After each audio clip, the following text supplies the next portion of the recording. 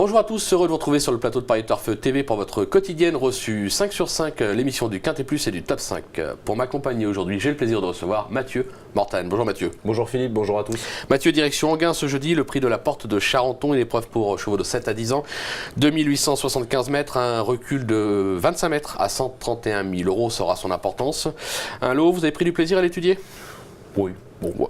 Pas plus. J'ai vu mieux. J'ai vu mieux. Je suis pas un grand fan de la piste d'Enghien déjà à la base. Ouais, elle est un peu dure.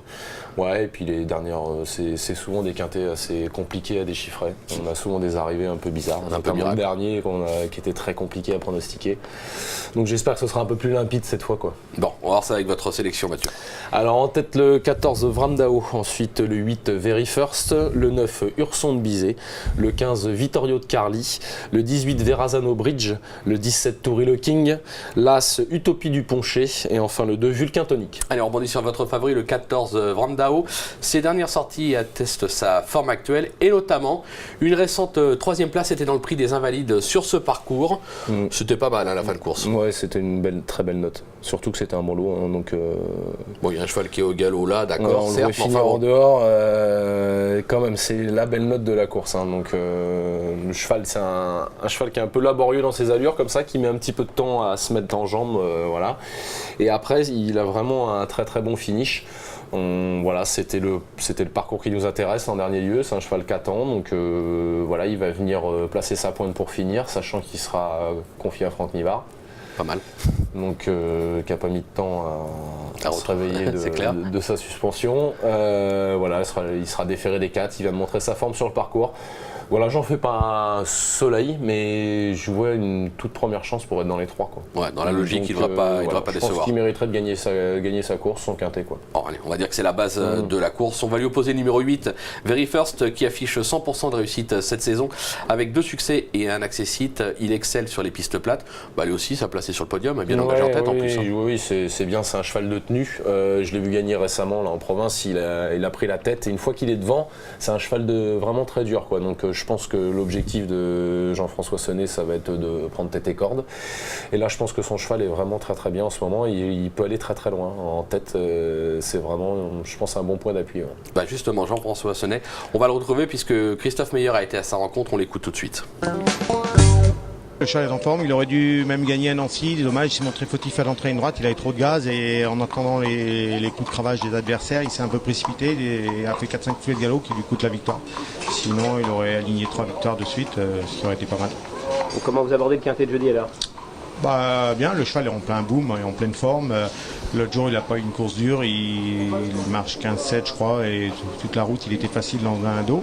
Et bon, finalement, la 3e place m'arrange peut-être, puisqu'il peut courir cet engagement-là, sinon on l'aurait sauté. Donc tous les feux sont au vert. Tous les feux sont au vert. Ça tombe bien, il dit qu'il aurait gagné l'autre jour parce qu'il a un peu trop de gaz justement, donc c'est que le cheval est vraiment bien et du coup il a fait une faute et il était que 3e, il aurait dû gagner mais du coup il se retrouve en tête, très bien placé en tête ici. Bon bah tant mieux pour lui. Ah, il devrait en profiter. Mais ça, je vous dis, moi j'aime bien. Mais oui, on a compris. On passe au 9, Urson de Bizet, qui n'est pas tous les jours, mais le potentiel est là. Il n'a pas été des plus heureux le dernier coup à faire. On va le racheter. Ouais, c'est un peu un coup de poker. Je ne sais pas s'il est revenu à son top niveau. Faut savoir que c'est un cheval qui était quand même plus confirmé sous la selle. Maintenant, il a déjà fait des belles choses au sulky. On sent qu'il a été arrêté longtemps et on sent que la dernière justement à faire où il n'a pas été très heureux, on sent que le cheval revient vraiment très bien. Et puis là, l'engagement est vraiment de qualité. Il est vraiment à la limite du recul en tête. On défère des 4 pieds, on appelle un pilote. Voilà, c'est un cheval qui sous la selle, quand il était au top, battait un cheval comme Vittorio de Carli à poteau égal. Sachant que l'autre, qui est une première chance dans la course, doit lui rendre 25 mètres maintenant. Comme il a été absent longtemps, il n'a pas pris les gains.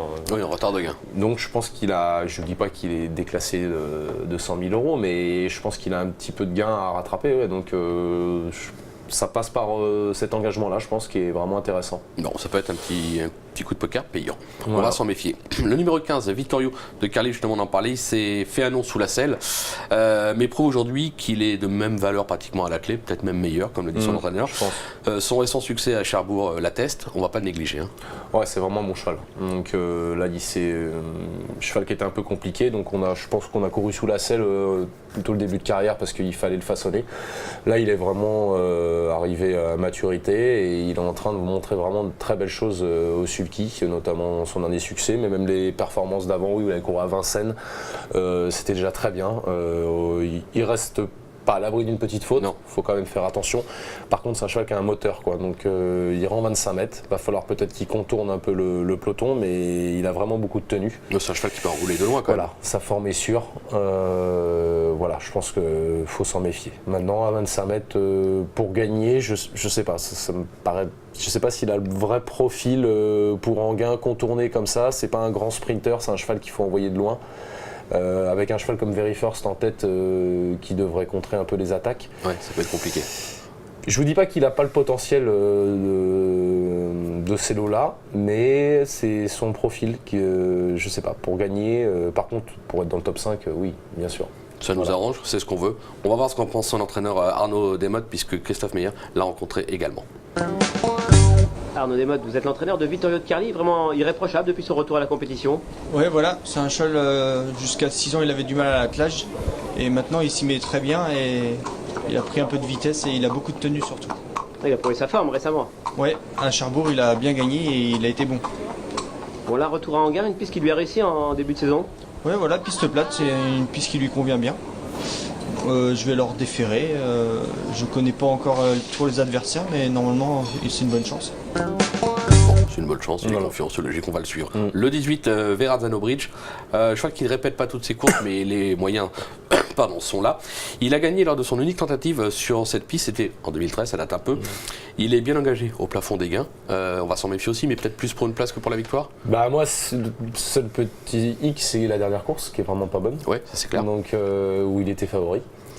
Il courait mal à Vichy, on est 25 mètres pareil, et voilà, il a rendu les armes quand même pour finir. C'était un lot d'à peu près du même acabit, hein, donc bon, voilà, je pense comme son entourage, j'ai besoin d'être rassuré. Maintenant, c'est sûr qu'au papier, voilà, il est au plafond des gains, c'est Verrazzano Bridge, il s'était lancé favori l'autre jour, donc c'est pas pour rien.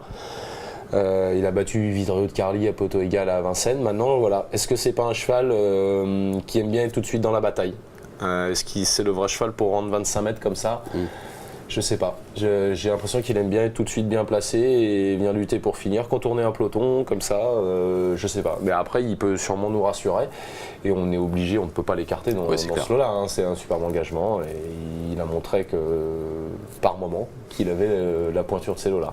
Maintenant, de là à le prendre en base sur la dernière performance, ça me paraît compliqué. C'est clair. Voilà. Mais dans un prono, il se met dans les 5 premiers, c'est logique. On le glisse dans un prono, on s'en méfie, mais c'est pas un coup sûr, on l'a compris, il faut qu'il nous rassure. Merci Mathieu pour toutes ces infos, on va se quitter avec une petite pépite dans la 7e. Ouais, je vous conseille le 711 Dusty Wood, pensionnaire de Louis Baudron. En dernier lieu, il est second à Vincennes d'un super poulain à Mathieu Mottier, Diego Duguelier, qui a amené à courir, je pense, les meilleurs. Il a surtout pas démérité, il est battu, il est tombé sur un os tout simplement. Voilà, c'est un très bon poulain qui est estimé par son mentor. Je pense que le lot est dans ses cordes ici. S'il fait pas de bêtises, parce qu'il peut rester un petit peu coquin comme ça, il reste un peu bébé. S'il a le potentiel pour gagner ça, normalement c'est sa course. Ouais. C'est sa course, c'est fait, c'est dit, c'est annoncé. Merci Mathieu pour ces infos. Merci à vous de nous avoir suivis. Bon jeu à tous et à très vite sur le plateau. Au revoir. Bon jeu à tous, au revoir.